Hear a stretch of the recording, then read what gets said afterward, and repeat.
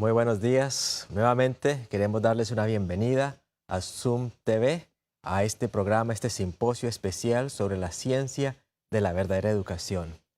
Para este tema vamos a compartir acerca de la base de la educación verdadera. Y es cierto que muchos de los temas han tocado sobre este punto, pero queremos hacerlo desde el ángulo de la vida de Salomón y cómo en él, durante los primeros años de su reinado, se cumplieron las promesas de todo aquel que edifica sobre la base de la educación verdadera, y se vieron los frutos en él y en la nación de Israel. Quiero invitarles a que inclinen su rostro para una palabra de oración para empezar esta temática. Padre Celestial, estamos agradecidos por la oportunidad de abrir nuevamente tu palabra. Queremos aprender de ella. Queremos que tú puedas ser glorificado en tu pueblo, en nuestras vidas, por nuestra sumisión a tu palabra. Pedimos que este mensaje, este tema, pueda ser de bendición para nuestros amigos, nuestros hermanos que están viendo, que están escuchando. Y esto te lo pedimos en el nombre de Jesús. Amén. La base de la educación verdadera es Jesucristo. Nos dice el libro de la educación que no hay otro fundamento que podamos colocar. Y aunque podemos repetir esta frase, deberíamos meditar por qué es esto una realidad. Vamos a las Sagradas Escrituras y vamos al Evangelio de Juan. El Evangelio de Juan, el capítulo 1. De todos los apóstoles, Juan, al escribir este Evangelio, tiene una manera de introducirlo muy singular. Es hermoso ver la introducción que cada evangelio tiene por el énfasis que ellos quieren darle y el contexto que quieren darle al relato de Jesús. Pero Juan empieza así, y vamos a leer los primeros 3, 4 versículos de Juan capítulo 1. En el principio era el Verbo, y el Verbo era con Dios, y el Verbo era Dios. En el principio, antes de que todas las cosas empezaran, ¿quién era? El Verbo. Y se utiliza el Verbo como el símbolo, el nombre de Dios en Cristo. El Verbo era con Dios y el Verbo era Dios. Este era en el principio con Dios. Era Dios, era con Dios. Por el lenguaje podemos empezar a intuir que se está refiriendo a Dios Jesucristo. Versículo 3. Todas las cosas por Él fueron hechas, y sin Él nada de lo que ha sido hecho fue hecho. Todas las cosas fueron hechas por Él. Si todo lo que ha sido creado, todo lo que existe, fue hecho por Él, entonces ¿no debe ser Él la fuente de todo conocimiento? Si todo fue hecho por Él. Sigue diciendo las Escrituras, versículo 4. En Él estaba la vida, y la vida era la luz de los hombres. En Él estaba la vida, y la vida era la luz de los hombres. Profunda introducción que nos da Juan al Evangelio sobre la vida de Jesucristo. En el principio era el Verbo, y el Verbo era con Dios, y el Verbo era Dios. Este era en el principio con Dios, todas las cosas por Él fueron hechas, y sin Él nada de lo que ha sido hecho fue hecho. En Él estaba la vida, y la vida era la luz de los hombres. Jesucristo es la base de todo conocimiento. Y como si esto fuera poco, Jesucristo también es la base de nuestra redención, porque Él vino a este mundo y se ofreció como sacrificio para pagar la penalidad, la culpa de nuestros pecados. Jesucristo, el Verbo, es la base de la educación verdadera. Su carácter, su palabra, sus instrucciones. Sobre esto hemos hablado en estos días y quiero enfatizar ciertos pasajes de la Escritura en esta mañana y vamos a darle una aplicación para que podamos ver cómo Dios cumple su palabra, y la aplicación la vamos a ver de manera especial en la vida de Salomón. Proverbios capítulo 2 y versículo 6 En Proverbios 2:6, por cierto, uno de los proverbios escritos por Salomón, leemos lo siguiente. Porque Jehová da la sabiduría, y de su boca provienen el conocimiento y el entendimiento. Vayamos a Colosenses, acompáñenme a Colosenses capítulo 2 y versículo 3. En Él están escondidos, ¿en quién? En Jesucristo. En Él están escondidos todos los tesoros de la sabiduría. Antiguo Testamento, Nuevo Testamento. Ahora regresemos al Antiguo Testamento y vamos ahora al libro de Job, capítulo 12 y versículo 13. Job 12:13. Suyo, refiriéndose a Dios, suyo es el consejo y la inteligencia. En contraste, en el mismo libro de Job, capítulo 38, leemos y nos damos cuenta que aunque el ser humano fue creado a imagen de Dios, el ser humano es limitado en su conocimiento, es limitado en su saber. La fuente del conocimiento es Dios, pero Dios nos creó con las facultades que podemos desarrollar. Mañana vamos a hablar de uno de los principios fundamentales de la educación verdadera, la individualidad, la capacidad de pensar por nosotros mismos, que está muy ligada al libre albedrío. Pero eso es tema para mañana. Pero la fuente de esa sabiduría no proviene de la criatura. En la medida que la criatura tiene acceso a la fuente, al Creador, entonces puede reflejar esa gloria. Job 38, y vamos a leer algunos pasajes del capítulo 38 de Job. Versículos 1 al 4. Entonces respondió Jehová a Job desde un torbellino y dijo, ¿quién es ese que oscurece el consejo con palabras sin sabiduría? Ahora ciñe como varón tus lomos, yo te preguntaré y tú me contestarás. ¿Qué tal ese escenario? Dios diciéndole a Job, ponte tú en esa circunstancia, Dios diciéndote a ti, yo te voy a preguntar y tú me vas a contestar.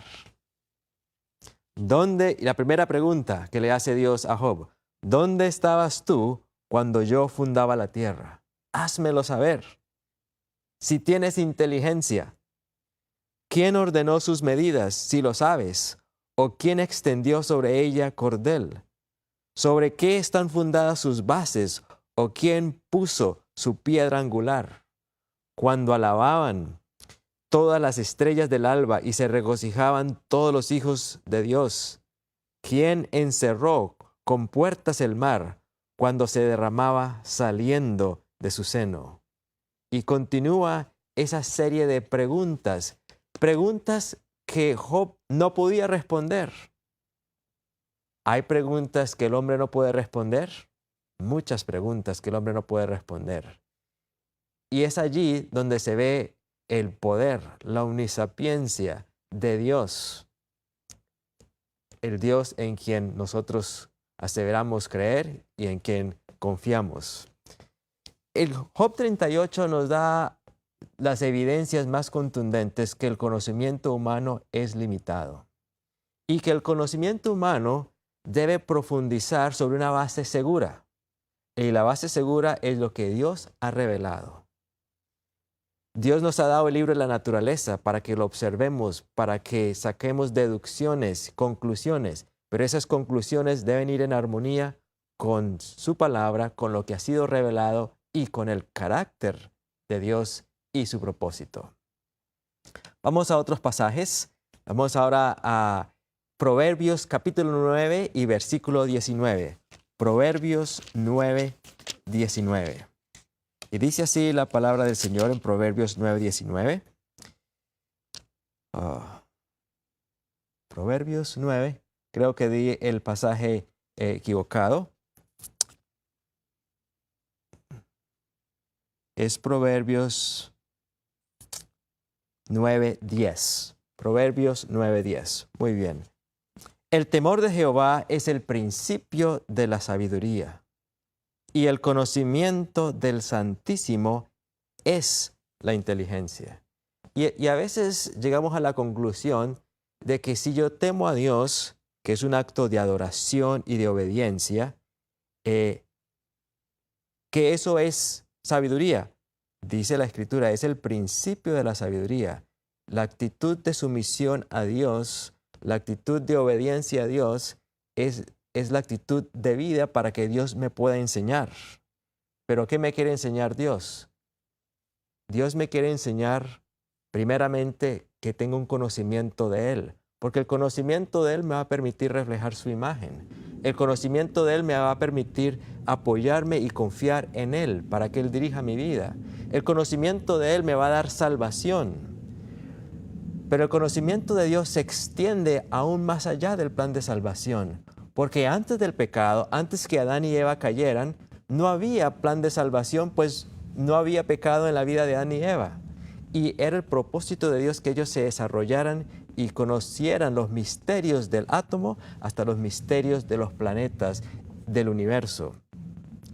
Así que el conocimiento de Dios en nuestra condición caída empieza con el plan de redención y sobre esa base se extiende a todos los campos del saber.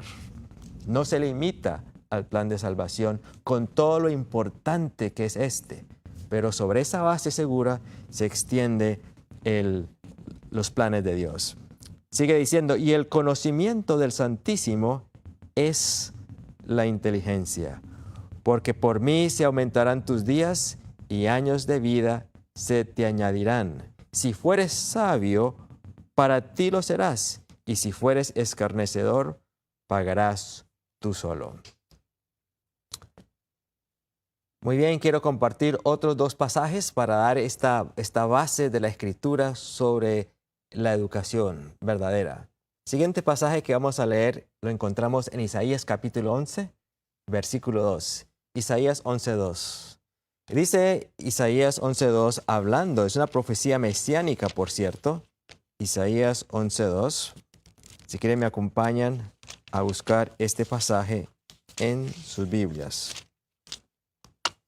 Empieza el versículo 1 a decir, saldrá una vara del tronco de Isaí y un vástago retoñará de sus raíces, una profecía mesiánica, y reposará sobre él el espíritu de Jehová, espíritu de sabiduría y de inteligencia, espíritu de consejo y de poder, espíritu de conocimiento y de temor de Jehová, y le hará entender diligentemente en el temor de Jehová. No juzgará según la vista de sus oídos, ni arguirá por lo que oigan sus oídos, sino que juzgará con justicia a los pobres y arguirá con equidad por los mansos de la tierra, y herirá a la tierra con la vara de su boca, y con el espíritu de sus labios matará al impío. Y será la justicia cinto de sus lomos y la fidelidad ceñidor de su cintura. La promesa indicaba que el Espíritu de Dios iba a reposar sobre Jesucristo, sobre ese vástago, y sería un espíritu de sabiduría, espíritu de inteligencia, de consejo, de poder, de conocimiento y de temor de Jehová. El Espíritu Santo es fuente de conocimiento para nosotros. Y recordemos, apreciados hermanos, que el Espíritu Santo, el Consolador, fue prometido para todos nosotros. Fue la promesa de Jesús en Juan capítulo 14, Juan 16. Entonces, construyamos esta base.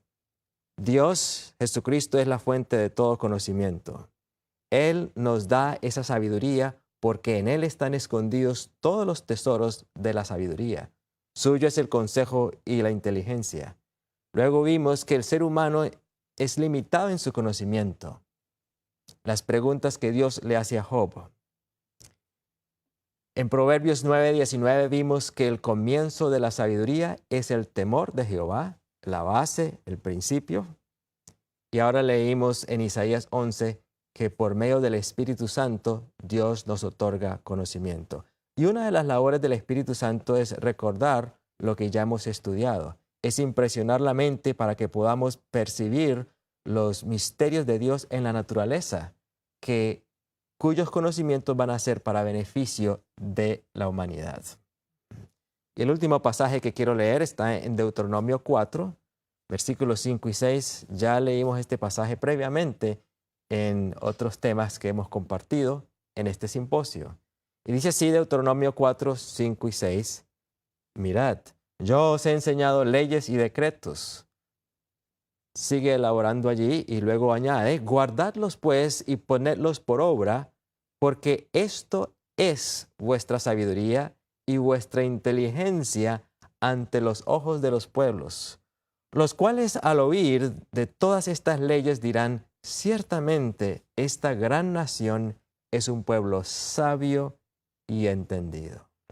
La ley de Dios nos da los parámetros para que no solamente nos protejan del mal, sino que esos parámetros nos encauzan para realmente tener sabiduría y entendimiento. La inteligencia se desarrolla sobre la base de la sabiduría, y la sabiduría es obedecer la ley de Dios, la ley moral que nos encausa en la vida. Matthew Maury fue un investigador que creyó en la verdad bíblica. Matthew Maury. Él creyó en la consistencia y la coherencia entre las Sagradas Escrituras y la ciencia, y aplicó esta creencia en beneficio de toda la humanidad. Quiero compartirles un poco acerca de Matthew Maury. Maury no creía que la Escritura y la ciencia están separadas, que hay una dicotomía entre ellas. La ciencia es un sistema metódico de analizar la naturaleza, de analizar al hombre, de observar lo que Dios ha creado y sacar conclusiones. Las conclusiones que se sacan al observar la naturaleza y ver patrones, al ver secuencias, al descubrir principios y leyes, ese conocimiento luego el hombre lo aplica para desarrollar tecnología. Si la motivación no es egocéntrica, esa tecnología va a ser útil para la humanidad. ¿Y quién fue el creador de la naturaleza? Fue Dios. Por cierto, que cuando intentamos interpretar la naturaleza sin una base bíblica, llegamos a conclusiones erradas que no glorifican a Dios y muchas veces son totalmente conclusiones falsas, como la teoría de la evolución. Aunque debemos reconocer que dentro de la teoría de evolución hay elementos de verdad, pero son elementos de verdad colocados fuera de su contexto. Y les doy un ejemplo concreto. Sí, Dios le dio a la naturaleza la capacidad de adaptarse a las circunstancias. Y esos procesos de adaptación, el hombre los interpreta como confirmación de procesos evolutivos. Pero a la luz de la creación, nosotros no lo vemos así, porque la ciencia no puede contradecir la Escritura, porque provienen ¿de quién? Del mismo autor. Regresando a la experiencia de Matthew Maury, un cristiano investigador que creía en la verdad bíblica y creía en la consistencia y coherencia entre las Sagradas Escrituras y la ciencia. Él encontró un pasaje bíblico en Salmo capítulo 8. Y en Salmo capítulo 8, muy hermoso, vamos a ir al versículo 8 de Salmo capítulo 8.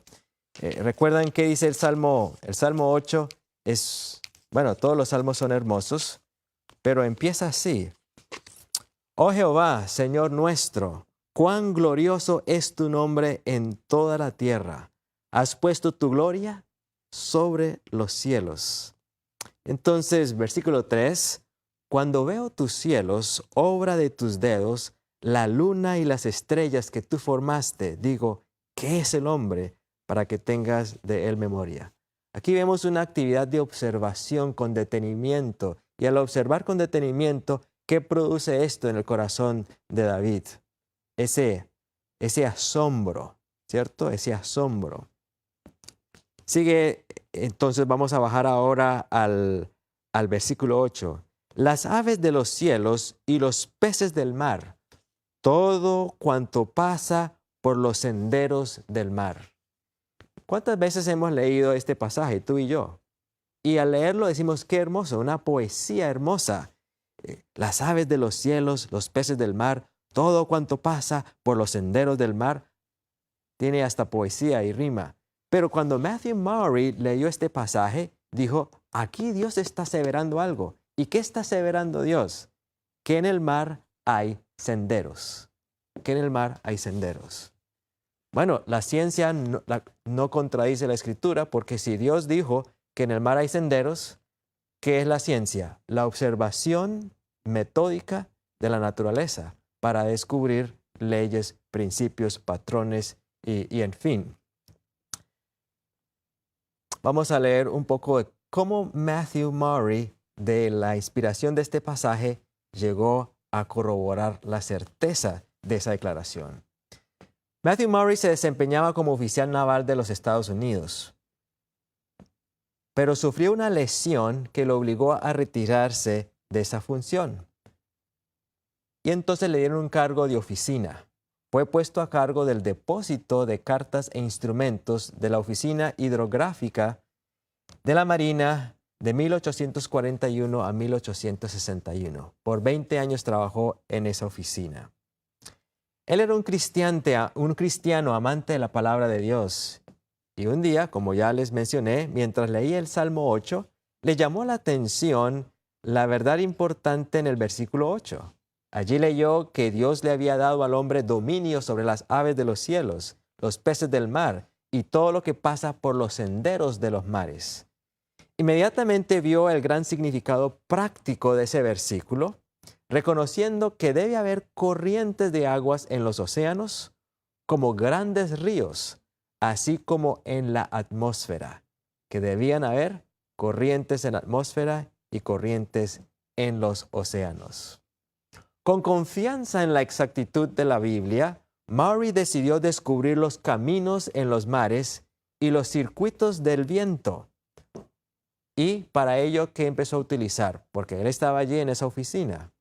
Resulta que los barcos, cuando navegan, en ese tiempo llevaban un diario, donde anotaban las observaciones del clima, las observaciones de cuánto pudieron avanzar, corrientes de aire, etc.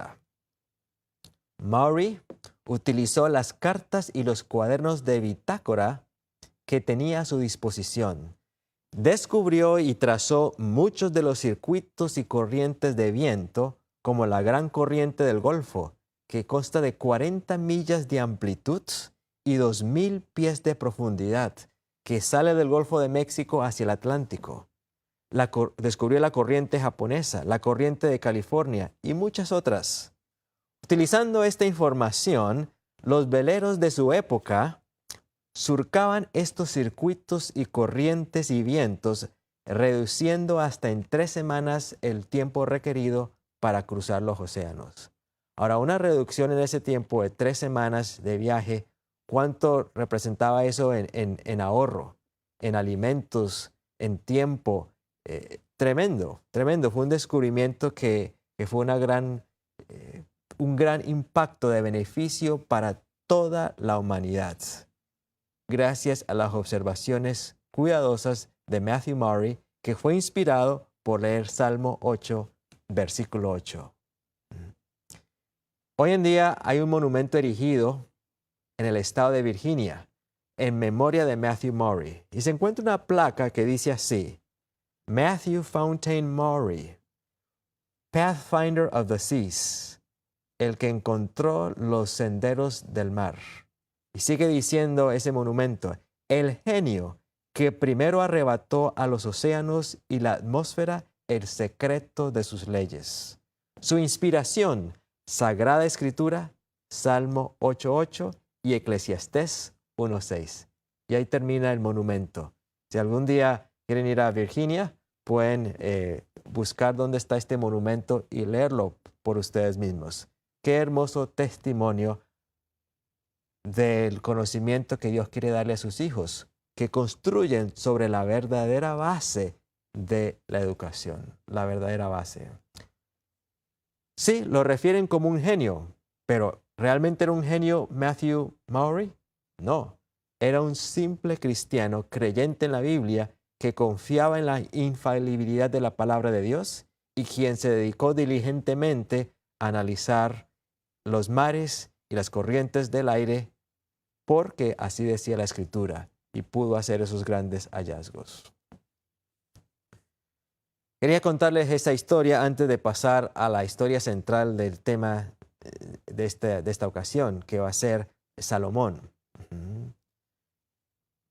Pero vemos a Matthew Maury en una época relativamente moderna, 1841 al 61.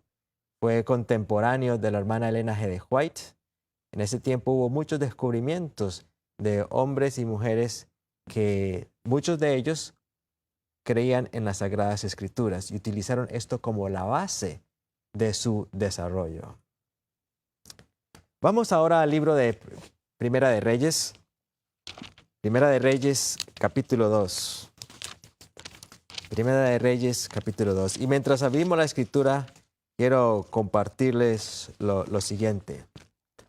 Hace algunos años atrás, cuando vivía en Colombia, y por la gracia de Dios establecimos un puesto de avanzada que empezamos en 1996.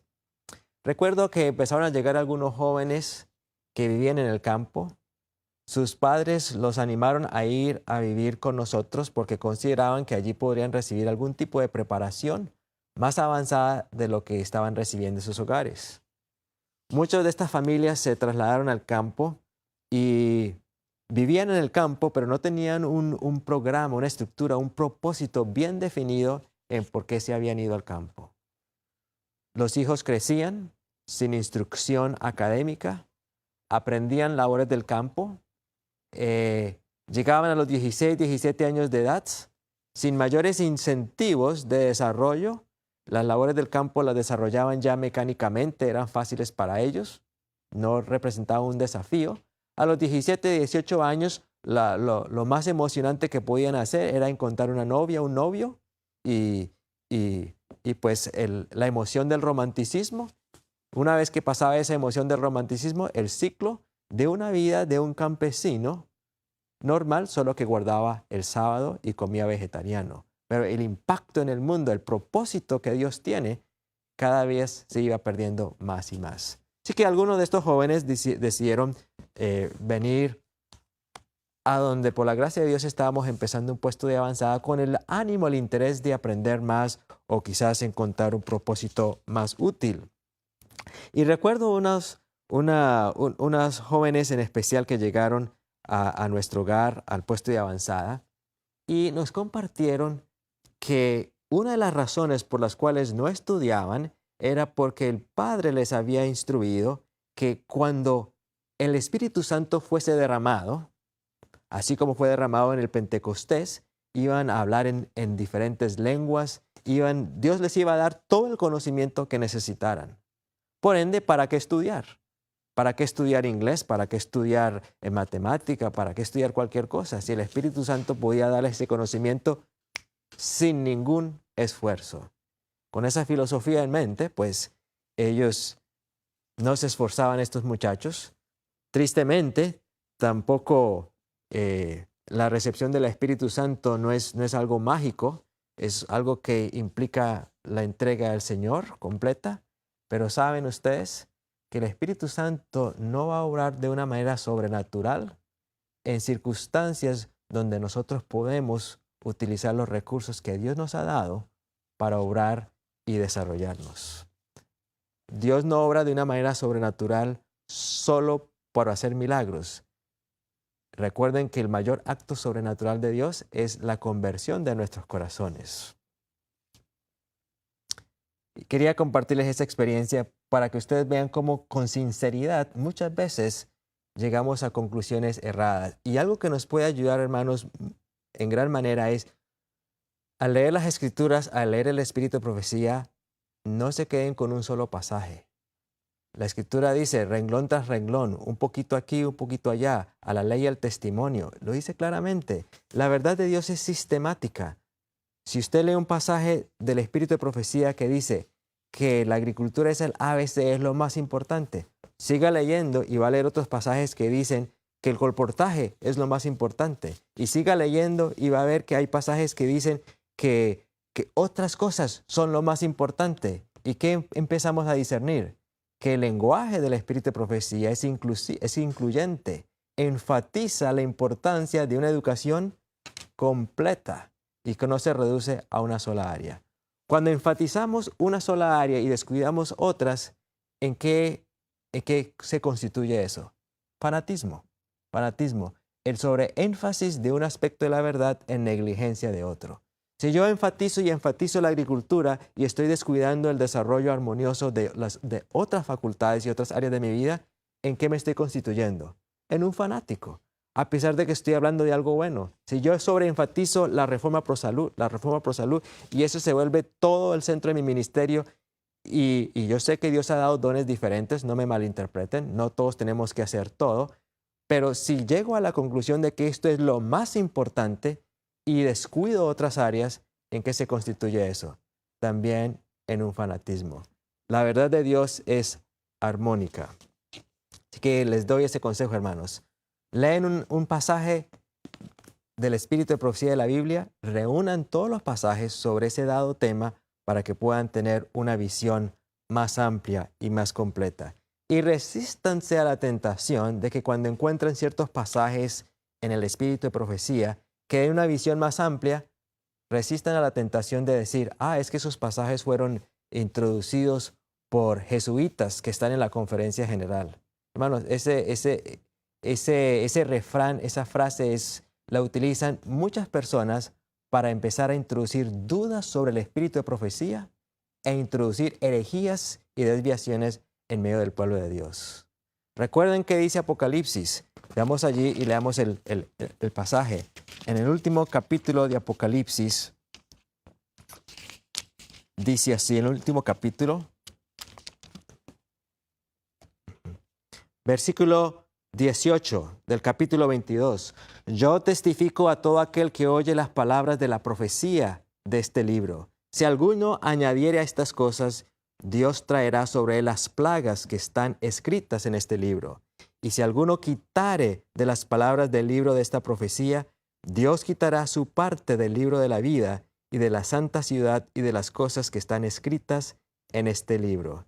El que da testimonio de estas cosas dice, ciertamente vengo en breve. Amén. Sí, ven, Señor Jesús. Y Apocalipsis 11 nos habla de los dos testigos, que se refiere al Antiguo y Nuevo Testamento, y cómo Satanás intentó destruir esos dos testigos, pero después de 3 años y medio, 3 días y medio, estos se levantaron nuevamente. Dios tiene poder para guardar su palabra. Dios, que inspiró el espíritu de profecía, tiene poder para preservarlo. Por ende, hermanos, no caigan en esas teorías de conspiración de que estos escritos han sido manipulados y que esas citas que están allí no son ciertas. Y entonces el que dice que sí sabe cuáles son las citas que son verdaderas, se constituye por ende en su guía. Y ustedes terminan reemplazando la palabra de Dios por las palabras de un hombre que es el que les dice qué es inspirado y qué no es inspirado. Eso es no solo un error, sino que es el camino a ser desviados. Dios ha conservado su palabra, Dios ha conservado el espíritu de profecía porque es su misma palabra y Él lo ha prometido. Así que tengamos confianza en los escritos que el Señor nos ha dado. Y hay medios que ustedes pueden utilizar, ustedes pueden tener acceso. Hoy en día es muy fácil tener acceso a los escritos en varios idiomas. Solamente una aplicación en el computador. Ustedes pueden escribir a los fideicomisarios White en la conferencia general. Ellos tienen el compromiso de darles respuestas concretas. Les pueden decir qué cartas originales hay para respaldar, qué documentos hay originales. Toda esa información está abierta, hermanos, para aquellos de ustedes que deseen investigar. Regresando entonces a Primera de Reyes, capítulo 2, del 1 al 3. Primera de Reyes, capítulo 2, del 1 al 3, leemos la historia, los inicios del rey Salomón. Dice así: llegaron los días en que David había de morir, y ordenó a Salomón, su hijo, diciendo: yo sigo el camino de todos en la tierra. O sea, descansar. Llega el momento de morir. Esfuérzate y sé hombre. Guarda los preceptos de Jehová tu Dios, andando en sus caminos y observando sus estatutos y mandamientos, sus decretos y sus testimonios, de la manera que está escrito en la ley de Moisés, para que prosperes en todo lo que hagas y en todo aquello que emprendas. Las palabras de David a su hijo Salomón. Para que confirme, versículo 4, para que confirme Jehová la palabra que me habló, diciendo, si tus hijos guardaren mi camino, andando delante de mí con verdad, de todo su corazón y de toda su alma, jamás, dice, faltará a ti varón en el trono de Israel. Así, David invita a su hijo Salomón a que coloque como base de su reino, como base de todo lo que él va a hacer, la palabra de Dios y sus estatutos. Dice el capítulo 3, si vamos al capítulo 3, versículo 3 de Primera de Reyes, dice allí, mas Salomón amó a Jehová, andando en los estatutos de su padre David. ¿Qué hizo Salomón en los primeros años de su reinado? Amó a Jehová. Y por amar a Jehová, ¿cuál fue el resultado de ese amor? La obediencia a sus estatutos, por amor. Sigamos leyendo. Y dice que el rey, Salomón, fue a Gabaón. Y allí se le apareció, dice el versículo 5, Jehová a Salomón en Gabaón una noche en sus sueños. Y le dijo Dios, pide lo que quieras que yo te dé. Tremenda manifestación que Dios tiene con Salomón. Y Salomón le dijo, tú hiciste gran misericordia con mi padre David, a tu siervo David mi padre, porque él anduvo delante de ti en verdad, en justicia y con rectitud de corazón. Y tú le has reservado esta tu gran misericordia, en que le diste hijo que se sentase en su trono, como sucede en este día. Ahora pues, Jehová, Dios mío, tú me has puesto a mí tu siervo por rey en lugar de David mi padre. ¿Y qué dice Salomón? Y yo soy joven, no sé cómo entrar ni salir. Y veamos las características. Salomón amaba a Jehová. Por amor a Dios, guardaba sus estatutos. Reconocía que era Dios quien lo había puesto en esa responsabilidad.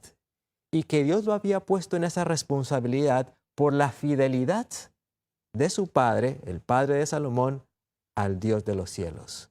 Noten esa secuencia, es muy importante, esa base de la educación de Salomón. Y seguidamente, ¿qué dice Salomón? Yo soy joven. ¿Qué implica esa declaración? Yo soy joven. Yo no sé. Y lo explica. Yo no sé cómo entrar ni salir. ¿Qué implica esa declaración? Soy joven, no sé cómo entrar y no sé cómo salir. Humildad. Una clave en la educación verdadera es la humildad. La humildad. No presumir, sino realmente esperar en el Señor. Recuerdo cuando estaba joven y fuimos una vez a un congreso organizado por hermanos de sostén propio. Y a ese congreso fue un hermano, recuerdo mucho, y el hermano había impreso unas tarjeticas, las tarjetas de presentación, y en las tarjetas de presentación había puesto doctor fulano de tal. Él le tocó una temática y cuando tuvo la temática nos dimos cuenta que él nunca había estudiado medicina. Nunca había estudiado medicina, pero él aprendió por su cuenta a suturar algunas heridas, aprendió a aplicar los remedios naturales y llegó a la conclusión de que él era doctor, se autoproclamó doctor. Y yo recuerdo, yo estaba muchacho y quedé bastante, por un lado, animado y también consternado. Y bueno, uno se puede volver médico sin tener que pasar tantos años en la universidad. Es más fácil y puede imprimir la tarjeta de eso. Poco tiempo después de ese congreso, tuve la oportunidad de conocer a una hermana que había ido a uno de estos doctores. Y este doctor era odontólogo, pero nunca estudió odontología como una ciencia metódica, ni tenía un certificado de que era odontólogo, pero él se proclamó odontólogo. La hermana fue, le abrió la boca y le hicieron tremendo daño en toda su dentadura. Le dio una infección, casi se muere la hermana. Finalmente tuvo que ir a un odontólogo que realmente había recibido esa preparación y tenía la licencia para ejercer esa carrera, y tuvieron que hacerle un tremendo trabajo costoso de restauración. Hermanos, la verdadera educación no es para presumir, no es para pretender ser lo que usted no es. Si eso es la verdadera educación, hermano, es un engaño peor que lo que nosotros llamamos falsa educación. Peor. Salomón, que dijo: soy joven, no sé entrar y no sé salir. Salomón podría haber dicho: por algo me escogió Dios, por algo me eligió mi padre como sucesor del reino. Debe ser que vio algo en mí. ¿Fue esa la actitud de Salomón? No. Salomón dijo: por misericordia de Dios y la fidelidad de mi padre, Dios me ha puesto en este trono. Soy joven, no sé cómo entrar y no sé cómo salir. A Dios le agradó esta actitud. Y entonces Salomón le pide a Dios, ¿qué le pide? Tu siervo, versículo 8, tu siervo está en medio de tu pueblo al cual tú escogiste. Un pueblo grande que no se puede contar ni numerar por su multitud. Y noten cómo Salomón se refiere a ese pueblo del cual él ahora es gobernante. Él no dice mi pueblo. ¿Qué dice? Tu pueblo. Nuevamente esa actitud de humildad.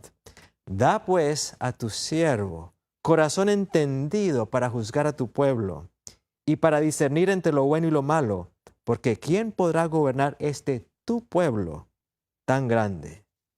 Versículo 10. Y agradó delante del Señor que Salomón pidiese eso. Y le dijo Dios: porque has demandado esto y no pediste nada para ti, ni muchos días, ni riquezas, ni pediste la vida de tus enemigos, sino que demandaste para ti inteligencia para oír juicio. He aquí, lo he hecho conforme a tus palabras. He aquí que te he dado corazón sabio y entendido, tanto que no ha habido antes de ti otro como tú, ni después de ti se levantará otro como tú. Y aún también te he dado las cosas que no pediste, riquezas y gloria, de tal manera que entre los reyes ninguno haya como tú en todos tus días. Y si anduvieres en los caminos, en mis caminos, guardando mis estatutos y mis mandamientos, como anduvo David tu padre, yo alargaré tus días. La vida de Salomón en sus primeros años es una hermosa representación de los resultados de la verdadera educación en un individuo que llegó a ser instrumento de bendición para toda la nación. Y apreciados jóvenes, apreciados hermanos, en esta generación final, el Señor puede utilizarte a ti si eres humilde para que llegue a ser un instrumento de bendición para toda su iglesia y para todo el mundo. Porque nunca ha habido una época donde Dios quiera hacer cosas más grandes para que su nombre sea glorificado que en esta última generación. Primera de Reyes capítulo 4 nos dice que Dios le dio a Salomón sabiduría, gran entendimiento y amplitud de corazón como la arena que está a la orilla del mar. Como la arena a la orilla del mar. Así le dio sabiduría, entendimiento y amplitud de corazón. Esto lo pueden encontrar en el versículo 29 de Primera de Reyes capítulo 4. Y dice el versículo 30, era mayor la sabiduría de Salomón que la de todos los orientales y que toda la sabiduría de los egipcios. Que hoy en día los arqueólogos siguen descubriendo y maravillándose de las habilidades de esas civilizaciones. Dice que la sabiduría de Salomón era superior. Aún fue más sabio que todos los hombres, más que Etán Ezraíta y que Emán y Calcol y Darda, hijos de Maol, y fue conocido entre todas las naciones de alrededor. Y compuso 3,000 proverbios, y sus cantares fueron 1,005. 1,005. También disertó. ¿Y qué significa disertar? Bueno, voy a darle una aplicación académica. escribió disertaciones doctorales sobre los árboles, desde el cedro del Líbano hasta el hisopo que nace en la pared. Asimismo disertó sobre los animales, sobre las aves, sobre los reptiles y sobre los peces. Y para oír la sabiduría de Salomón venían de todos los pueblos y de todos los reyes de la tierra, a donde había llegado la fama de su sabiduría. Asombroso, asombroso. Pero no vamos a dejar la historia allí, vamos a concluirla en esta mañana, en esta ocasión. Vamos ahora al capítulo 10 de Primera de Reyes. Capítulo 10 de Primera de Reyes. Y vamos a leer los primeros 9 versículos. Dice así: oyendo la reina de Sabá la fama que Salomón había alcanzado por el nombre de Jehová. Noten, ella escuchó de la fama de Salomón que había alcanzado, ¿por qué? Por el nombre de Jehová. Los pueblos sabían que esta sabiduría venía ¿de quién? De Dios. Vino a probarle. ¿A qué vino? A probarle. ¿Y con qué clase de... ¿Cómo vino a probarle? Con preguntas difíciles. Interesante. Vino a probarle con preguntas difíciles. ¿Cómo serían esas preguntas difíciles que le hizo esta reina de Sabá a Salomón? Si ella sabía que era un hombre muy sabio, porque Dios le había dado esa sabiduría, me imagino que se dio a la tarea con los sabios de su reino a hacer una lista de todas las preguntas más difíciles que ellos no habían podido resolver. Y me imagino que llegó allá con sus manuscritos con todas estas preguntas difíciles. Vamos a empezar con la primera. Dice el versículo 3. Y Salomón le contestó todas sus preguntas, y nada hubo que el rey no le contestase. Nada hubo. Nosotros hoy en día, a duras penas podemos responder a algunas preguntas dentro de alguna área limitada. Pero Salomón pudo responder en gran manera todas las preguntas que le hicieron. Qué bendición, qué testimonio que dio el Señor. Sigamos avanzando y veamos otras cosas. La reina de Saba, dice el versículo 4, vio toda la sabiduría de Salomón, la casa que había edificado, los manjares de su mesa, las sillas de sus servidores, la presentación y las vestiduras de sus siervos, sus coperos y los holocaustos que él ofrecía en la casa de Jehová, y se quedó sin aliento. Y permítanme, estimados oyentes, amigos y hermanos, en estos últimos minutos que nos quedan, resaltar estas cosas que la reina de Sabá vio. Primero, la sabiduría de Salomón. Segundo, dice que vio la casa que había edificado, el ambiente, la alimentación, los manjares de su mesa, la alimentación, las sillas de sus servidores. ¿Y qué significa una silla? Una silla es un trono, una silla es un puesto de donde se administra. Ella se admiró de la administración, la delegación de funciones y responsabilidades que Salomón había hecho en su reino. Y ustedes lo pueden leer en las Escrituras, cómo designó, inclusive tenía 12 gobernantes para que atendieran su casa. Cada uno atendía por un mes. Era un plan rotativo para que nadie se agotara. Es asombroso. El orden y hermosura de su vestimenta, de la vestimenta de sus siervos, sus coperos. ¿Y qué hacía un copero? Un copero servía. Al notar a los coperos, quiero resaltar que la reina se asombró del servicio al cliente, el customer service que había en el reinado de Salomón, y los holocaustos que ofrecía en la casa de Jehová. La adoración de Salomón a Dios fue el último punto que ella menciona aquí, las Sagradas Escrituras, que impresionó a la reina de Sabá. Y veamos un poco detenidamente cada uno de estos aspectos. La sabiduría que tenía Salomón, ya hablamos bastante de ello, pero pensemos del ambiente. ¿Cómo era el ambiente en Jerusalén? ¿Cómo era el ambiente del templo, el ambiente, la arquitectura, el orden que había allí que impresionó grandemente y glorificó el nombre de Dios. ¿Cómo era la alimentación? Dice los manjares, es el lenguaje que utiliza la Biblia. Quiere decir que era una dieta no solo nutritiva, sino que era muy sabrosa. Dice la hermana White que la alimentación en nuestros colegios debe ser una alimentación variada, nutritiva y deliciosa. Y muchas veces lo hacemos todo lo contrario, porque hemos malinterpretado la palabra del Señor. La administración y el orden era hermoso.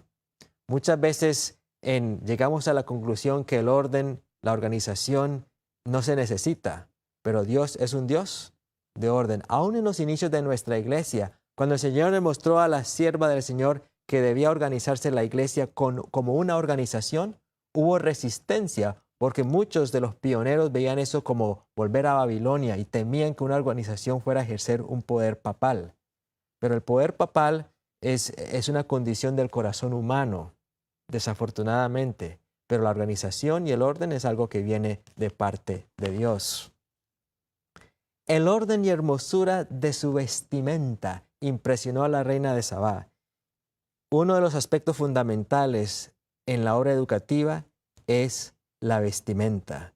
Y solo quiero mencionar brevemente lo que leemos en el capítulo 28 del libro La Educación.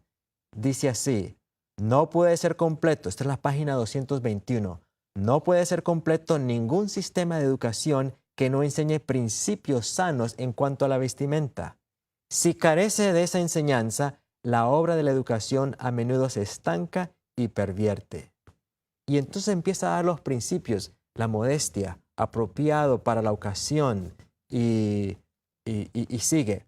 Pero regresando a la experiencia de Salomón, dice que quedó asombrada la reina por la hermosura de la vestimenta de los funcionarios del rey.